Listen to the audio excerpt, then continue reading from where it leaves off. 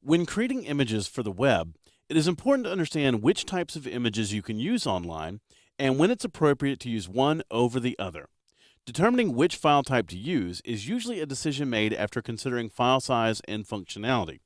For online graphics, your goal is always going to be obtaining the best image quality in the smallest file size possible. Understanding how file types are compressed and best practices for creating them will help you keep your image quality high while keeping file size down. Before we discuss how Dreamweaver manages images, let's first examine the three file types you'll be using when creating your web graphics: JPEGs, GIFs, and PNGs. JPEG is short for Joint Photographic Experts Group and is a standard that has been around in one form or another since about 1992. The JPEG file format allows you to create images with millions of colors, which makes it an ideal choice for photographs or images with subtle color differences. The downside to using JPEGs is that when saved, a lossy compression is used to save file size, resulting in image data being thrown away. Although you can choose the amount of compression when saving a JPEG, data is discarded each and every time it is saved. For that reason, it's a good idea to save your original image in a file format other than JPEG and simply overwrite the original JPEG when a change is made to the source graphic. Also, JPEGs do not support transparency or animation, which may make them unsuitable for certain uses. The GIF, short for Graphics Interchange Format, file format was first introduced by CompuServe in 1987 and quickly became a staple for online graphics. Unlike the 24-bit JPEG format, GIFs are 8 bits, which limits the color palette of GIF files to a maximum of 256 colors.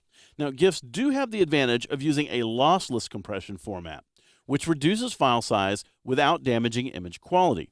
GIFs also support animation and transparency, making them the favorite file format of icons and dancing babies worldwide. Due to their limited palette, GIFs are not well suited for images that have subtle tonal shifts or a wide range of color. They are, however, ideal for smaller thumbnails or images that have large areas of solid colors.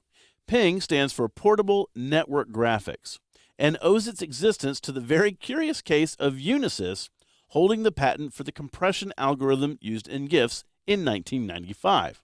PNGs were designed to replace GIFs and share many of the GIF file format strengths, but they have added functionality. PNGs, like GIFs, support transparency and use lossless compression to achieve smaller file sizes. Unlike GIFs, however, PNG files are 24-bit graphics, which allow them to display millions of colors and subtle tonal shifts without using dithering or banding. So, which file format should you use? Well, honestly, it depends on each individual image and how that image is going to be used within your files. As a general rule, JPEGs are best for large images and photographs, specifically images that have lots of color and detail. High compression settings can cause serious image degradation, so it's best to compare image quality and compression for each image before deciding on an export setting for your JPEG. As a best practice, remember to keep a source image for your JPEG so that you're not editing and overwriting the JPEG itself. JPEG image quality degrades each time it's saved, and this can result in an unusable image over time if saved over and over itself.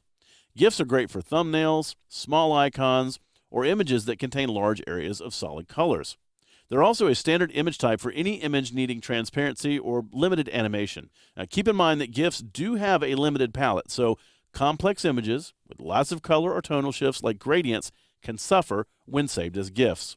PNGs also have all the advantages of GIFs without the liabilities. PNGs feature full 24-bit support, so millions of colors can be saved along with transparency. The downside of using PNGs is that they tend on average to be a little bit bigger than GIFs and JPEGs, so heavy use of them throughout your site tends to add to the site's overall weight. Older browser support was spotty at best, so for legacy sites or sites that target older browsers, PNG files are not a good choice. Also, Internet Explorer 6 did not support transparency for PNGs, resulting in having to write some pretty fancy CSS to force PNG transparency support. As a whole, PNG usage is rapidly increasing on the web, but if used, the file format is usually used to supplement graphics on sites or to do things that JPEGs and GIFs just can't. In the end, the file format you use for web graphics is totally up to you. Knowing more about the file types and their capabilities will help you make an informed choice.